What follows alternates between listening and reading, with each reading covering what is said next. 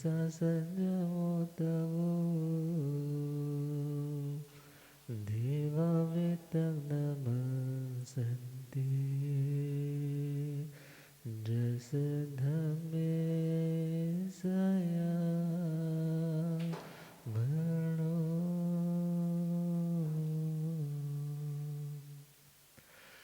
जे हाथ जोड़ गोरानो मेरी वंदना जे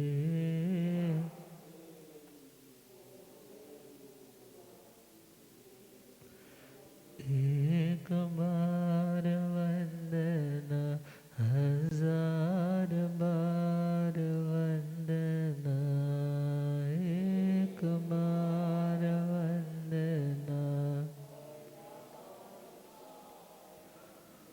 लाख बार वंदना करोड़ बार वंदना लाख बार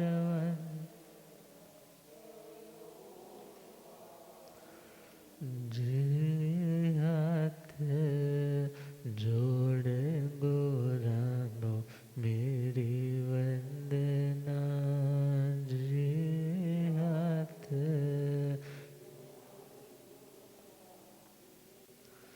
डगमग डोले नैया मेरी डगमग डोले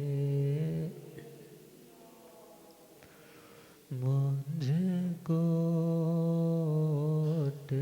है सतगुरु तेरे मुझको ओट है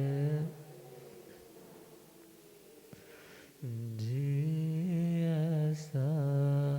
भवसागर पार लंघना जियासा भवसागर जे हाथ जोड़ गोरानो मेरी वंदना जे हाथ जोड़ गो अनंत आनंद शांति की निकेतन शासनपति श्रवण भगवान महावीर स्वामी के पावन चरणारविंदों में हार्दिक भावना वंदन नमन। मेरे अंधेरे जीवन को रोशनी प्रदान करने वाले परम उपकारी आगम ज्ञान के भंडार आगम ज्ञाता आगम पुरुष जिन शास्त्ररत्न हिमाचल केसरी उपाध्याय भगवंत श्रद्धेय गुरुदेव श्री जितेंद्र मुनि जी महाराज साहब के पावन चरण कमलों में हार्दिक भावना वंदन नमन। आदरणीय सेवा भावी श्री प्रशमित मुनि जी, धर्म सभा में उपस्थित धर्म अनुरागियों, सुशीलवती माताओं एवं बहन, असीम पुण्यदे से भाग्यदे से आप सबको संतों का समागम और वीतराग वाणी श्रवण करने का शुभ अवसर प्राप्त हो रहा है। वीतराग वाणी अर्थात वीतराग आत्माओं के अनुभव और वो अनुभव में आई हुई बातें जब शब्दों का रूप लेकर के हमारे तक पहुंची तो वह अनुभव यदि हम भी आत्मसात करें, मीन्स उनकी उन डिक्टेशंस को, उनकी उन शिक्षाओं को जितने अंशों में धारण करेंगे उतने अंशों में हमें भी वीतरागता का, हमारी आत्मा में भी परम शांति का एहसास हो सकता है। तो श्रीमद् समवायांग सूत्र 32वां समवाय 32 योग संग्रह और उसमें हम 28वां पॉइंट श्रवण कर रहे हैं, ध्यान संवर योग। ध्यान अर्थात जब हमारा चिंतन चलते चलते किसी एक पॉइंट पे रुकने लग जाए, या पुनः पुनः लौट लौट करके एक ही बात पर जब व्यक्ति बार बार आ जाता है, सोच रहा है, मगर कोई बात आई, हल्का सा डिस्ट्रैक्ट हुआ, हल्का सा ध्यान उधर गया, फिर अपने ही ख्यालों में, अपनी ही दुनिया में, अपने ही विचारों में कहीं खो जाता है। वो किसी विचार के साथ बहते बहते खो जाने की अवस्था का नाम है ध्यान की अवस्था। मगर कहाँ पर खोना है, कहाँ पर गुम हो जाना है, कहाँ पर लीन हो जाना हमारी आत्मा को शांति सुकून दे सकता है, तो भगवान ने कहा वह है धर्म ध्यान और शुक्ल ध्यान।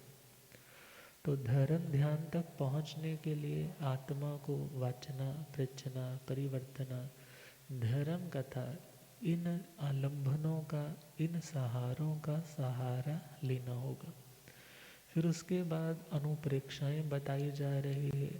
इन पॉइंट्स पे व्यक्ति चिंतन भी कर सकता है। यह पॉइंट ऐसे है जो आत्मा को ध्यान अवस्था में पहुंचाने में भी आलंबन बन सकते हैं, और ध्यान अवस्था से जब लौटोगे तो उस टाइम भी ऐसे ही अनुभव आपके पास होंगे। तो वह सुनाए जा रहे हैं अनित्य अनुप्रेक्षा, अशरण अनुप्रेक्षा, एकत्व अनुप्रेक्षा, और चौथा संसार अनुप्रेक्षा। तो शास्त्रों में, निरुक्तियों में एक गाथा आती है, एगो में सासो अप्पा नाण दंसण लक्षणों शेषा में बाहिरा भावा सव्य संजोग लक्षण। एक लाइन है संजोग। संजोग याद रखना, संयोगा विप्रयोगांता। दुनिया में जितने भी संयोग है वो वियोग धर्म है, वो एक ना एक दिन नष्ट होने वाले। क्योंकि यदि कोई व्यक्ति ऑफिस में ज्वाइनिंग करता है तो ज्वाइनिंग के साथ साथ एक दिन वो भी आता है जब उसे रिटायर्ड होना पड़ता है और जॉब छोड़नी पड़ती है। यदि ऑफिस सुबह जाते हैं तो शाम को लौट आते हो। सुबह गए हैं तो उस चेयर के साथ, उस ऑफिस के साथ तुम्हारा संयोग हुआ, मगर वहाँ से लौट आए तो वियोग हो गया। एक जगह से वियोग होगा, दूसरी जगह संयोग हो जाएगा। गाड़ी के साथ संयोग हो गया, गाड़ी से उतरे, गाड़ी से वियोग हो गया, घर में पहुँचे, घर से संयोग हो गया, घर से फिर पुनः चले, फिर वियोग और संयोग, ये यूं ही चलता रहता है। तो भगवान ने कहा जो संयोग गुण वाली चीज़ें हैं, जहाँ पर किसी चीज़ के साथ तुम जुड़ते हो, इतना पक्का दिमाग में रखो, वो सदा रहने वाला नहीं। फिर जब सदा रहने वाला नहीं, फिर उसे हम एवर लास्टिंग, सदा बना रहे, ऐसी भावना बना करके ही क्यों रखते हैं, ऐसा ख्याल मन में लाते ही क्यों है। अर्थात कुछ तो पूर्व जन्म के राग के कारण, रति मोहनीय कर्म के कारण हम उस रिश्ते को आगे बढ़ाना चाहते, उस व्यक्ति के साथ और ज़्यादा समय बिताना चाहते, मगर भगवान कहते हैं ये संयोग कब वियोग का रूप ले ले कुछ नहीं पता। मगर शांति के लिए, हर पल शांति के लिए यदि तुम्हें कोई चिंतन करना है तो क्या चिंतन करना है, एगो में सासो अप्पा, मेरी आत्मा शाश्वत तत्व है। मेरी आत्मा कैसी है, शाश्वत तत्व। इस टाइम जो बोल रहा है वो कौन है, बोलने वाला कौन है, आत्मा। सुनने वाला कौन है, सुनने वाला भी आत्मा। यदि भूख लगने लगेगी तो उसके बारे में भी अनुभव करके कौन बताने वाला है, वो भी आत्मा। किसी ने कुछ चिल्ला दिया, कुछ बुरा कह दिया तो मुझे आज बुरा लगा, ये रिस्पॉन्स देने वाला कौन है, वो भी आत्मा। अर्थात वो आत्मा इतने रूपों में बट गया, मगर निश्चय से देखे एगो में सासो अप्पा नाण दंसण लक्षणों, मेरी आत्मा शाश्वत तत्व है, ये कभी खत्म नहीं होगा, इसको तुम पैदा भी नहीं कर सकते। तुम बच्चों के शरीरों के जन्म देने में निमित्त बन सकते हो, मगर आत्मा को पैदा करने में तुम किसी के जन्मदाता नहीं हो। और किसी की यदि सपोज मृत्यु हुई, अर्थात शरीर और आत्मा का उस अवस्था से, उस शरीर से वियोग हो जाना मृत्यु कहलाती। तो मृत्यु होने के बावजूद भी वो आत्मा गति अंतर में गई है, दूसरी गति में गई है, मगर आत्मा का विनाश। तो फिर रोना धोना किसके लिए? यदि सपोज कोई प्रियजन भी चला भी गया है तो ध्यान देना है, उसकी आत्मा का अस्तित्व नष्ट नहीं हुआ, वो खत्म नहीं हुआ है, बल्कि इस संयोग का वियोग हुआ है। इस संयोग का क्या हुआ? वियोग हुआ। तो भगवान ने कहा ईगो में सासोप्पा नाण दंसन लक्षणों, मेरी आत्मा का लक्षण क्या है, स्वभाव क्या है, उसके गुण क्या है, उसके विलक्षण धर्म कौन से। विलक्षण धर्म मतलब ऐसी क्वालिटीज जो उसे बाकियों से डिफ्रेंशिएट करे, ऐसी क्वालिटीज जो उसे बाकियों से सेग्रीगेट कर दे, अलग शो करे कि ये हाँ ये आत्म तत्व है। तो उसके दो लक्षण बताए, ज्ञान और दर्शन, जानना और देखना। जानने और देखने तक यदि सीमित हो तो कोई प्रॉब्लम आने वाली नहीं, मगर जानने के साथ राग या द्वेष आएगा तब प्रॉब्लम ज़रूर आएगी। तो शेषा में बाहिरा भावा, बाकी जितनी भी मेरे अंदर भावनाएं पैदा होती है वो सारी की सारी बाहर की है। बाहर की मतलब अपनी नहीं है। जैसे बोलते हैं ना किसकी चीज़ है, बोलते बाहर वालों की है। बाहर वालों की मतलब अपने घर की चीज़। तो जो अपने घर की चीज़ नहीं है उस पराई चीज़ पे अथॉरिटी जमाएंगे भी तो वो सदा रहने वाली चीज़ नहीं है। इसी प्रकार जो अन्य भाव है वो आत्मा के अपने भाव नहीं, आत्मा के अपने स्वभाव नहीं है। इस बात का चिंतन करना क्या है? एकत्व अनुपरीक्षा। इसका नाम क्या है? एकत्व।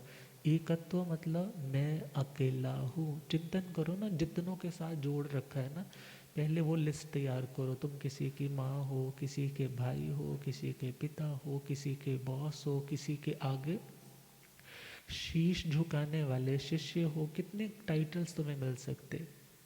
मगर वहाँ पर जो तुम हो वहाँ तक पहुँचने के लिए जो तुम नहीं हो वहाँ क्रॉस करते चले जाओ। अर्थात जो रिलेशन, जो पहचान सदा बनी रहेगी वो तुम्हारी पहचान है। क्या तुम किसी के पति हमेशा बने रहोगे?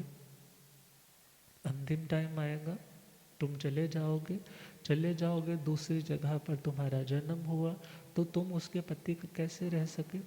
तुम क्या पिता हमेशा बने रहोगे? नहीं, ये भी पहचान अधूरी। अर्थात जो पहचान चेंज होने वाली है वो तुम्हारी पहचान नहीं। अब जो अपनी पहचान नहीं है वहाँ से तो कटना है ना, वहाँ से उसको इलिमिनेट करते जाओ, कम करते जाओ। क्या शरीर तुम हो? शरीर भी नहीं है, क्योंकि लास्ट टाइम आएगा तो शरीर छोड़ के ही जाना है। जो साथ जाए वो अपना, जो साथ नहीं जाए वो अपना कैसे हो सकता है? तो खोजते खोजते, सर्च करते करते करते करते जो अपना होगा ना वो तुम्हारी आत्मा हो। तो उस एक आत्मा का चिंतन करना। एकत्व का मतलब एक का चिंतन, एक का मतलब एक आत्म तत्व का चिंतन करना। तो जो आत्मा इस प्रकार का चिंतन करेगा, तो नमी महाराज ने कल क्या फरमाया था? बहुखु मुणिनो भद्दं अणगारस भिक्षुणो सव्वो विपमुक्कस ए गंतम अणुपस्सो। 9वां अध्याय है, 16वीं गाथा है। वो क्या ब्राह्मण देवता को क्या कह रहे हैं? बहुखु मुणिनो भद्दं, जो मुनि लोग हैं। मुनि का मतलब, मुनि का मतलब जो ज्ञानवान है, जो कैसा है? ज्ञान वाला है। नाणेण मुनि हुई, नाणेण मुनि हुई, अर्थात जो ज्ञानवान है उसे मुनि कहा। और कहा जो मुनि है वो मननशील भी होगा। वो कैसा होगा? मननशील, चिंतनशील भी होगा। और मुनि कौन? जो मौन का अभ्यास करने वाला भी होगा। किसका अभ्यास? मौन का। अब जो मौन रहेगा वही ज्ञान का अभ्यास करेगा। जो मौन अब का अभ्यासी होगा वो आत्मा ही मनन भी कर पाएगा। तो तीनों चीजें आ गई। तो कहा बहुखु मुनिनो भद्रं, जो मुनि है, जो मननशील आत्मा है, जो ज्ञान की आराधक आत्मा है, ऐसी आत्मा का हर जगह भद्र कल्याण होता है। क्या होता है?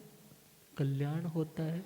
उसे किसी भी तरह की प्रॉब्लम प्रॉब्लम एक बाहर होती है, एक अंदर होती है। अर्थात बाहर की प्रॉब्लम तो भगवान के सामने भी बहुत सी थी, मगर अंदर से वो खुद को स्टेबल रखने के पुरुषार्थी होते हैं, क्योंकि पुरुषार्थ करना, श्रम करना ही श्रमणत्व है। तो जो आत्माएं मनन करती है, ज्ञान की आराधना करती है, मौन का अभ्यास करती है, ऐसी आत्माओं की जिंदगी में कभी किसी तरह का कलेश नहीं होता। एक लाइन तो ये आई। और अणगारस भिक्षुणों, जिन्होंने अपने घर को छोड़ दिया और जो भिक्षा वृत्ति के साथ अपनी साधना करे। कोई कह भी सकता है कि क्या घर छोड़ कर के ही साधना होती है? तो ये चीज़ तो आप लोग ही बहुत अच्छे से समझ सकते हैं कि घर में रहते हुए तुम उनसे डिटैच रहने की कोशिश करते हो, मगर कुछ देर के बाद तुम फिर वही पुनः वही लौट आते हो। अर्थात जिसे बहुत अपर लेवल्स की साधनाएं करनी है, या तो वो पूर्व जन्म का बहुत दृढ़ अभ्यासी हो, उसकी प्रैक्टिस बहुत हो, वो तो भरत चक्रवर्ती जी की तरह घर में भी साधना साध सकता है। मगर जिसका अभ्यास इतना नहीं है, उसके लिए एटमॉस्फेयर, वातावरण बहुत मायने रखता है। और जब उसने सब कुछ छोड़ दिया, कुछ लेना नहीं, कुछ देना नहीं, तो उस अवस्था में अणगारस भिक्षुणों, भोजन की चर्या के लिए भिक्षाचरी के माध्यम से, मधुकरी वृत्ति के माध्यम से जीवन का निर्वाह, जैसे एक भंवरा एक फूल से थोड़ा रस लिया, दूसरे पे, तीसरे पे, चौथे पे कंप्लीट हो गया, वापस आ जाता है। ऐसे ही साधु की चर्या सबो विप मुक्कस, और जो सभी प्रकार के बंधनों से अपने आप को मुक्त रखता है। कैसा रखता है? क्योंकि आपको किसी ना किसी बंधन में तो रहना पड़ेगा। वो बंधन है संसार के। साधु को भी बंधनों में रहना पड़ता है, वो बंधन है मर्यादा के। वो बंधन कौन से? वो मर्यादा के, गुरु की आज्ञा के। मगर वो बंधन उसे बंधन मुक्त करने के उपाय है। मगर दुनिया के बंधन उसके बंधनों को और बढ़ाने वाले, किसी से राग बहुत है, पॉजेसिव बहुत हो, एक्सपेक्टेशंस बहुत है, नहीं पूरी होती तो गुस्सा बहुत है, या तो वायलेंट होकर उसके ऊपर आक्रामक वृत्ति वाले हो जाते हो, या खुद का नुकसान करते हो, खुद की सेहत खराब कर लेते हो, चिंता का लोड इतना बढ़ जाता है कि फिर स्टंटमैन बन जाते हो। स्टंटमैन सुनते हो ना? डॉक्टर क्या बोलता है? इनके तो जी स्टंट पड़ेगा, इनको तरेलियाँ आई, बस जाते सारी बोलते हैं यदि इसके बाद कुछ बिगड़ा तो बाईपास होगी। अब ये सारी सिचुएशन कौन सी है? राग किया और द्वेष की। राग किया तो भी दुखी, द्वेष किया तो भी दुखी। और रिलैक्स रहने की यदि कोई युक्ति है तो वो कौन सी है? वह है वीतरागता की। वह है कि दुनिया के रिलेशन भले ही बहुत कुछ है, मगर मैं आत्मा अकेला हूँ। ये सारे के सारे रिश्ते कर्मों का लेन देन है, जिसके कारण हम सारे इकट्ठे। अदरवाइज जब अंतिम समय आएगा, ना इनमें से मेरा शत्रु मेरे साथ चलेगा, ना इनमें से मेरा मित्र साथ चलेगा। मेरे कर्म का भुगतान मुझे स्वयं करना होगा। ये गंतम अनुपस्सो, नमी महाराज कह रहे हैं, मैं बहुत खुश हूँ, मुझे कोई चिंता, कोई ऐसा मन में बोझ नहीं है कि मैं साधु बनने जा रहा हूँ। मिथिला जल रही है तो मुझे कोई ज़्यादा प्रॉब्लम क्या? बिल्कुल कोई प्रॉब्लम नहीं।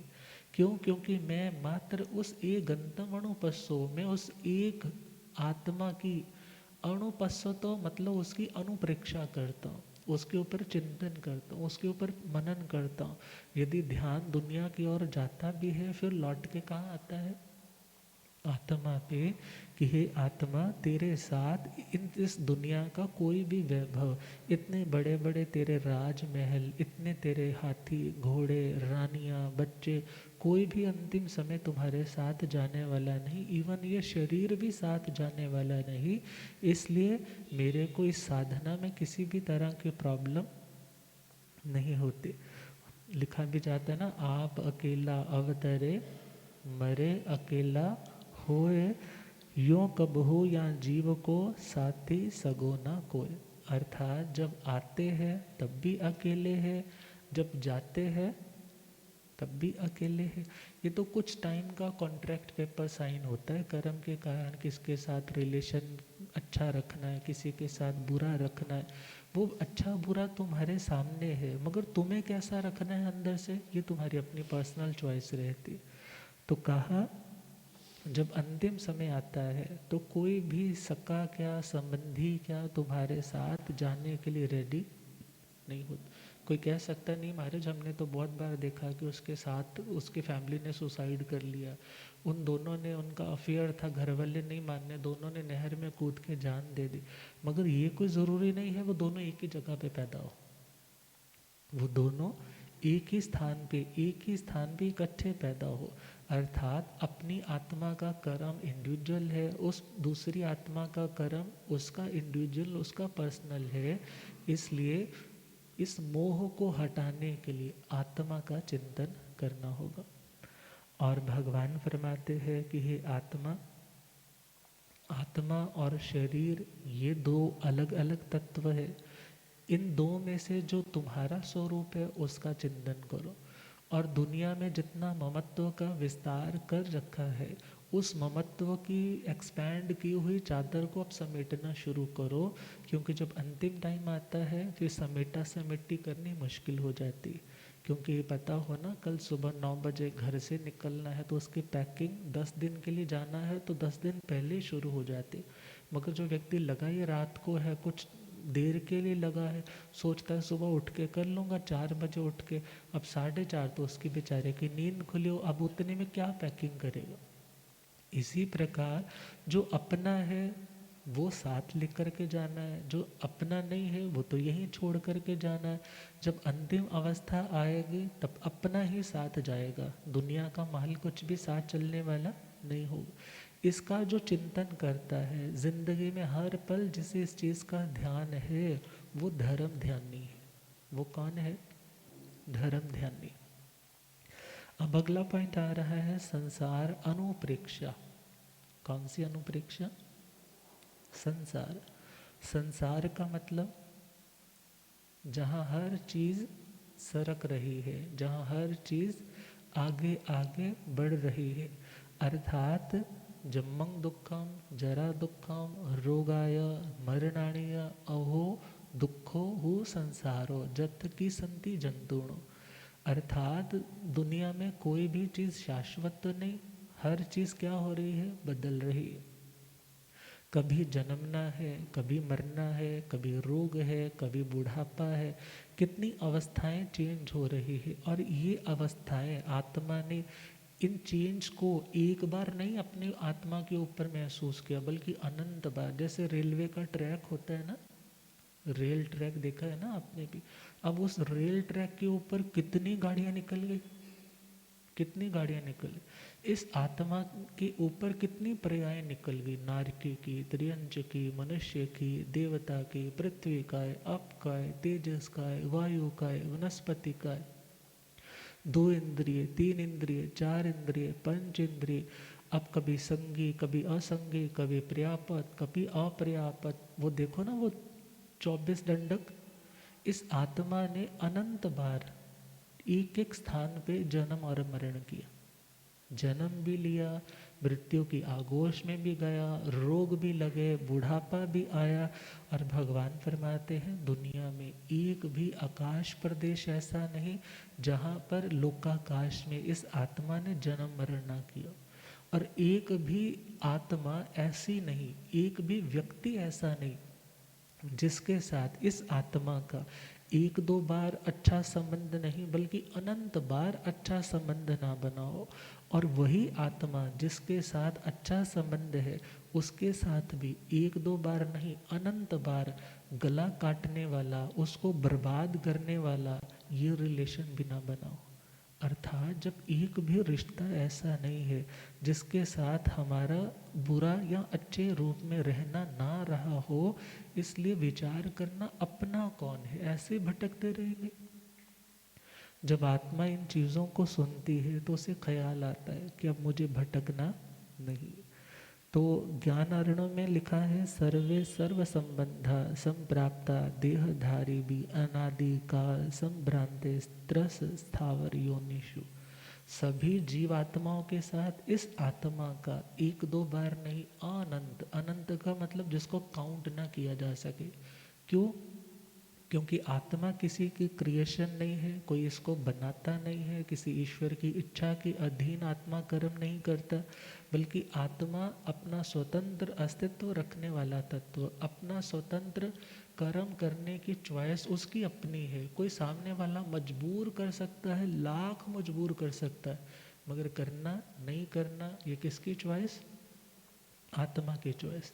तो कहा अनादि काल संभ्रांते त्रस स्थावर योनिषु। त्रस और स्थावरों में अनादि काल से उसका कोई ओरिजिन नहीं। क्यों? क्योंकि आत्मा का ओरिजिन नहीं, तो आत्मा की इस जर्नी का, इस यात्रा का भी कोई स्टार्टिंग पॉइंट, कोई आदि काल नहीं। मगर हाँ, इस यात्रा का एंड पॉइंट आ सकता है, इस यात्रा का, इस भटकाव का, कि फुटबॉल की तरह कभी कोई मारता है, कभी कोई मारता है, कभी किस गति में, कभी किस गति में।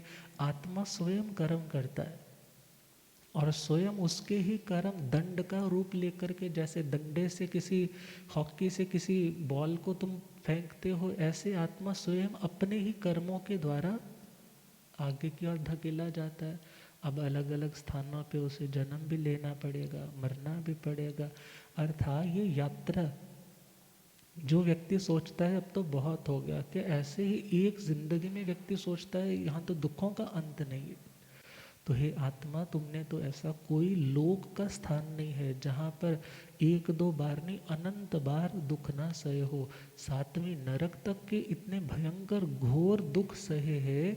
जब मृगापुत्र जी का अध्ययन पढ़ते हैं तो वो माता पिता से क्या कहते हैं कि हे माता पिता जी, शारीर मानसा चेव वेयणाओ अनंत सो मय सोढ़ाए भीमाओ असई दुख भयाणीय।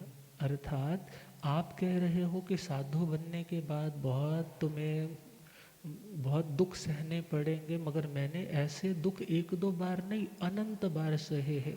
कभी नरकों में पीला जाता था, कभी गरम गरम तेल के कड़ाहे में झोंका जाता था, कभी अपने ही अंगों को काट काट करके वो जबरदस्ती खिलाए जाते थे। ऐसे घोर भयानक दुख मैंने अनंत बार भोगे। अब मैं ये दुख बार बार भोगना नहीं चाहता, इसलिए आप मुझे दीक्षा की आज्ञा दी। अब ये संसार भावना क्या कहती है कि हे आत्मा, समा वन्नाण संसारे नाणा गोता सो जाए सो कम्मा नाणा विहो कट्टो पूढ़ो विसंभिया पया। ये तीसरे अध्याय की गाथा है, उत्तराध्ययन जी चतुरंगी। और बताया इस आत्मा ने इस संसार की पर्यायों को, क्योंकि चार गति रूप संसार है, नरक गति, त्रियंच गति, मनुष्य गति और देवगति। किसी भी स्थान पे वो परमानेंटली नहीं ना रुक सकता सदा सदा के। इस देह में हम सदा सदा के लिए नहीं रुक सकते। अब आज यदि मनुष्य है तो रेगुलर हम यदि मनुष्य बनने की एबिलिटी रखें, वैसे कर्म करते जाएं, तो हम लगातार 8 बार से ज़्यादा मनुष्य नहीं बन सकते। मगर उसके बाद कहाँ जाना पड़ेगा? या त्रियंच गति में, या देव गति में, या नरक गति में। अब विचार करो, नारकी काल करके सीधा नरक में नहीं जाता, देवता काल करके सीधा देव नहीं बनता, मगर अंतराल पढ़ के तो हल्का एक जन्म ले लिया तो फिर कहीं का कहीं। अर्थात जो आज बहुत बड़ा राजा है, कहा भूपे कृमि भवती अत्र कृमिश्च नायका, अर्थात जो भूपति राजा है वो यदि बुरे कर्म करता है तो वो क्या बन सकता है, एक कीड़ा, अपने ही शरीर को खाने वाला। जैसे कीड़े पड़ गए ना शरीर में, अपने देह के प्रति आसक्ति बहुत है, उसी देह को काटने वाला, उसी देह में कुल बुलाने वाला कीड़ा भी बन सकता है। और आज जो कीड़ा दिखाई दे रहा है वो अपनी अकाम निर्जरा पूर्व का कोई पुण्य का उदय आया, वो देवता बन सकता है। अर्थात यही तो संसार है, झूले की तरह। आज जो ऊपर है कल को नीचे है, आज जो नीचे है कल को ऊपर है। मगर ये दुनिया की गेम ना बहुत होगी। वो आत्मा क्या सोचती है, अब मेरे को ये वाली गेम नहीं खेलनी, अब मुझे इस चक्रव्यूह से बाहर निकलना है। और वो आत्मा क्या चिंतन करती है, अधुवे असास्यम्मी संसारम्मी दुख पौराय किम नाम होज्जते कम्मयंग जेणाहम दोगई ने गच्छेजा। अर्थात दुनिया का प्रत्येक संबंध अध्रुव है। ध्रुव मतलब अटल नहीं है, शाश्वत नहीं है, सदा टिका रहने वाला नहीं है। इसलिए इस अशाश्वत दुनिया में, संसार में, जहाँ दुखों की प्रचुरता है, प्रचुरता का मतलब एक अबंडेंट फ्लो जहाँ चला रहता है, कभी शारीरिक दुख है, कभी मानसिक दुख है, कभी तनाव आ जाता है। अर्थात कितनी तरह का, कभी एक्सीडेंट होने का, कभी चोरों ने डाका डाल दिया उस चीज़ का, पता नहीं ढेरों ढेरों दुख है। कहा इस दुख भरे संसार में किम नाम होज्जते कम्मयंग, वो कर्म कौन सा जिससे मैं दुर्गति को, बुरी अवस्था को ना प्राप्त करूं। तो जैसे ही ये क्वेश्चन रखा था कपिल मुनिराज ने, वो 500 चोर सोचने पे मजबूर हुए। उन्होंने अनुप्रेक्षा की इसके ऊपर। क्या की? अनुप्रेक्षा, चिंतन किया। फिर उनसे पूछा कि आप हमें मार्ग बताइए, हम इस बार बार जन्म और मरण वाली श्रृंखला को तोड़ना चाहते। अब संसार परिभ्रमण से मुक्त होना और मुक्त होने की भावना ही पहले पैदा नहीं होती। कहते बहुत बढ़िया चल रहा है, कोई बात नहीं, चित्र पढ़ते हैं फिर भी तो खुशी तो मिलती है ना, इतनी बार झगड़ा भी होता है फिर भी तो समझौता होता ही है ना, इसी का नाम संसार है। मगर एक आत्मार्थी सोचता है मेरे साथ ये कंडीशन, ये परिस्थिति एक बार नहीं अनंत बार बन चुकी। कभी छोटे छोटे बच्चे आंखों के सामने चले गए, कभी बच्चे छोटे हैं मैं भी उनकी आंखों के सामने चला गया। अर्थात कितनी बार ये आरत ध्यान, रौद्र ध्यान के क्रम पैदा हुए। अब मैं किसी के दुख का कारण नहीं बनना चाहता, अपने भी दुखों को मिटाना चाहता हूँ। तो उसका मार्ग कौन सा? उसका मार्ग संसार की इस सच्चाई के ऊपर अनुप्रेक्षा करके इस चक्रव्यूह से मुक्त होने की भावना रखना। तो क्या लिखा? दुनिया फानी ओ आने जाने, ओ दुनिया फानी ओ आने, एह मिटदे खिलौने टूट जाएंगे, ओ दुनिया फानी ओ आने। वो टाइम भी आना है जब चार कंधों पे उठा के ले जाएंगे, फिर वो चौराहे पे ऐसे लेटा देंगे। फिर क्या करेंगे? मटका वहाँ पे पानी का घुमा करके फिर उसको तोड़ेंगे, फिर लेकर आएंगे लकड़ियाँ चुन करके वहाँ पर जलाएंगे। और जलाते टाइम क्या कहेंगे बच्चे से कि जो ब्लड रिलेशन वाला है इनके सिर पे क्या मारो? कपाल मोचन करो, कपाल भेद करो, सिर को फोड़ना पड़ेगा। ओ दुनिया फानी ओ आनी, एह मिट्टी दे खिलौने टूट जाएंगे, ओए ता फंदाए ओ गोरख तंदाए, ओए ता ओ गोरख तेनों इस दे छलावे लुट जाएंगे, ओ दुनिया फानी ओ आने। बनने तेरे ये राख दे तेरे, फिर दिसने नहीं काया ये राख दे फिर दिसने ने काया रंग ले 6 फुट धरती दा तो मालक वड्डा बन बन बैंदा जेड़े अपने ने ओ झूठे सपने ने ओ जेड़े अपने ने ओ झूठे ओहो चिता विच तैनू सुट जानेंगे ओ दुनिया फानी है ओ आने ओ तेरी हस्ती ये फर्जी मस्ती है पानी विच जिवें बुलबुला तेरी हस्ती ये फर्जी मस्ती के पानी विच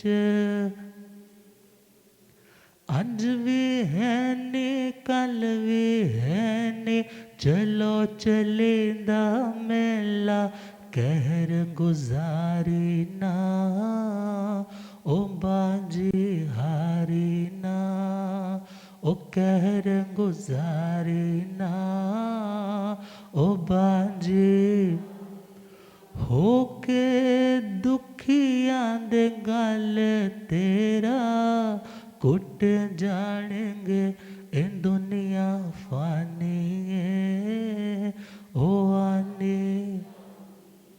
ओ महल बनावे ते कुलियां तो टावे ओए नशा तेनो केड़ी गल दा महल बनावे तू कुलियां नो ओए नशा तेनो अंदर तेरे लिखे जा रहे करमां दे सब लेखे जेड़ा जुल्म करे ओ करके नहीं डरे ओ जेड़ा जुल्म करे ओ करके ओंदे अपने नसीबे फुट जानेंगे ओ दुनिया फानी है ओ आने पाप कमावे ते रुड़दा जावे ओए लहू विच चोला रंगया पाप कमावे ओए रुड़ ओए लहू विच चोला रंगया। लिखने वाले ने कितनी सोच के साथ लिखा है कि आत्मा पाप कमा रहा है और अपने इस चोला मतलब कपड़े को भी बोलते हैं मगर आत्मा को ही इम्प्योर बना रहा है। एक तो था राजा परदेसी की तरह जो हर टाइम जिसके कहा जाता था हाथ खून से रंगे रहते थे मगर छोटी छोटी जीव हिंसा वो भी तो ऐड होते कितनी बढ़ जाती। तो क्या कहा हर ना कुछ ते रावण मुखिया मुखिया किते हल्ला को तू वे टुर जाना निमटिए खुर जाना ओ तू वे टुर जाना निमटिए तेनो जड़ तो ही पाप तेरे पुट जानेंगे ओ दुनिया फानी है ओ आने ओ दुनिया ओ आने। अर्थात दुनिया में कोई भी अपना नहीं। कितनी भी जगह तुम यदि अपने आप को कांस्टेंट करने की कोशिश करो अपनी आइडेंटिटी को एटर्नल बनाने की कोशिश भी करो तो भी भगवान कहते ये संसार है संसार में तो सरकना ही पड़ेगा। संसार में तो आत्मा को सरकना ही पड़ेगा, एक पर्याय से, एक अवस्था से दूसरी अवस्था में जाना ही पड़ेगा। और यदि व्यक्ति ये सोचे कि दुनिया में है, काम तो करना पड़ेगा, कर्म तो करना पड़ेगा, एटलीस्ट ये आत्मा वो बुरे कर्म ना करे जिनके कारण आत्मा की बहुत बहुत दुर्दय स्थिति हो जाए। कोई कह सकता है नहीं, यदि हम कोई गलत काम करते भी हैं, अपने लिए पर्सनल नहीं करते, सब सारी कम्युनिटी के लिए करते हैं, परिवार के लिए करते, तो भगवान ने तो क्लियर कर दिया, संसार मावन्न परस अट्ठा साहारणं जंग च करे कम्म कम्म से तू तस उवेव काले न बंधवा बंधवयं उवेत्ति। अर्थात संसार दशा को, संसार चक्र में, इस सर्कल में जो जीव आया हुआ है वो कुछ ना कुछ तो करेगा। कभी पर्सनल अपने लिए करेगा, कभी कॉमनली साधारण कर्म करेगा, मगर भगवान कहते हैं जो कर्म तुमने किया है, याद रखना उस कर्म का जब भुगतान का टाइम आएगा, अच्छी चीज़ बटाने वाले बहुत लोग आ जाते हैं, मगर इतना ध्यान रखना बटाने के टाइम मिलेगा उसी को जिसका पुण्य होगा। किसको मिलेगा? यदि बटाने आया भी है ना, लेने आया भी है, मिलेगा किसे?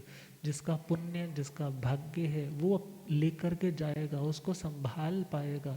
मगर अदरवाइज पुण्य के समय उसके उदय काल में सुख सुविधाओं को बांटने के लिए तो दुनिया आ जाती, मगर जब पाप कर्म उदय में आता है तो कोई उसका बंटवारा करने, सभी हंसते हुए मिलते हैं जब तक 4 पैसे है, ना पूछेगा गरीबी में कोई कि आप कैसे हैं। आप अपनी फैमिली में देख लो, अपने रिश्तेदारों को देख लो, जब कोई फैमिली में बड़ी प्रॉब्लम आई तो कितनों ने तुम्हारा साथ दिया, किसी के ऊपर ना आए, मगर तुम कितने किसी के सहयोगी बने। प्रैक्टिकली जब चिंतन चलेगा तो पता चलेगा कि दुनिया में अपना कोई नहीं। और ये संसार अनुप्रेक्षा करने वाला व्यक्ति धर्म ध्यान कर रहा है, आरत ध्यान नहीं कर रहा। कौन सा ध्यान करेगा? धर्म ध्यान। ये चिंतन भी उसको रिलैक्सेशन देगा। गुरुदेव पधार।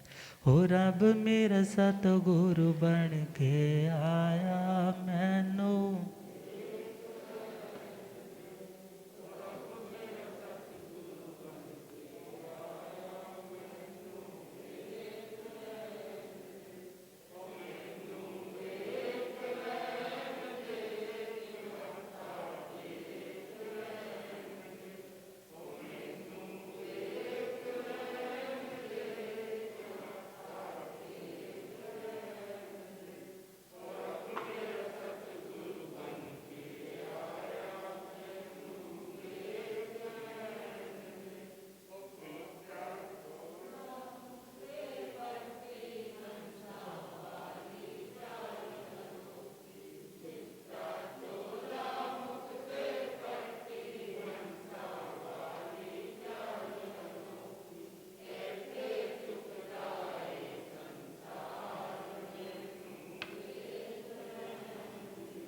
होते चुकदा सन।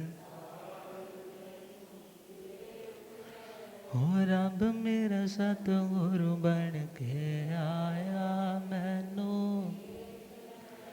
भूलिया गम ज्ञाता आगम पुरंजन शास्त्र तन हिमाचल केसरी उपाध्याय भगवंत श्रद्धे गुरुदेव श्री जितेंद्र मुनि जी।